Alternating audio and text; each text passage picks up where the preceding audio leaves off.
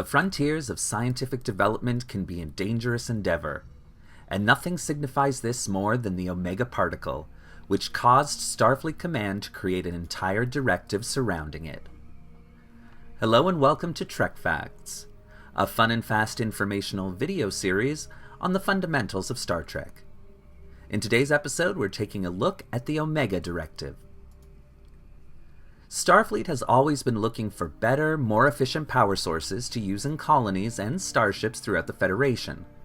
So when a scientist named Keterek approached the Federation with a powerful, sustainable energy source theory, Starfleet jumped at the chance.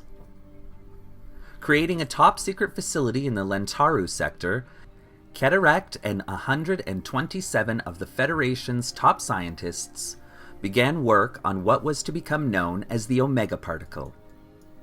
Research on the particle showed that a single molecule of Omega contained the same power as a warp core.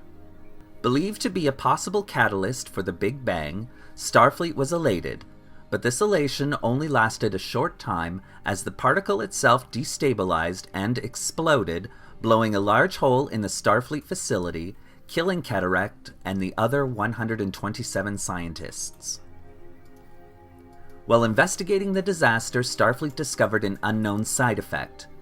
No ship in the Lentaru sector could create a stable warp field, meaning that the Omega particle actually destroyed subspace.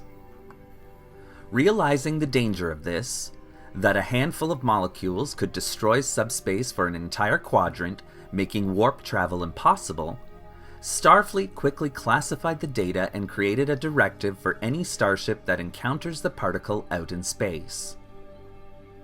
As written, any sensor scans that detect the particle immediately suspended a starship's operations and brought the Greek symbol of Omega up on all view screens on the said starship. The captain of the vessel, the only officer on board with clearance levels high enough to know of the particle's existence, would then input their command codes to resume starship operations and immediately contact Starfleet Command with all details on the particles that the starship had collected.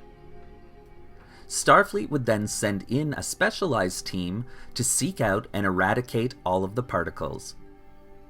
During these operations, all Starfleet rules and regulations, including the Prime Directive, were suspended until the threat was eliminated. Since the mid-23rd century, when the original Lentaru disaster happened, very few captains have encountered the particle. One such occurrence of note, however, happened while the USS Voyager, stranded in the Delta Quadrant, detected the particle, and Captain Catherine Janeway was forced to amend the directive to deal with the situation. And as such, Voyager was successful in destroying the particles. Considered by the Borg Collective to be a physical representation of perfection, a complex and chaotic particle living in complete harmony with itself, the saving grace is that the particle is very difficult to manufacture. As a result, Starfleet Command and the United Federation of Planets can take comfort in that knowledge.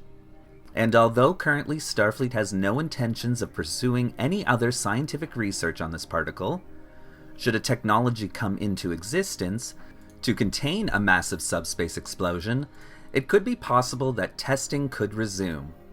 But until that point, Omega remains only an obscure theory to scientists of the Federation, and to those who know of its existence, the biggest danger to the Federation that has ever existed.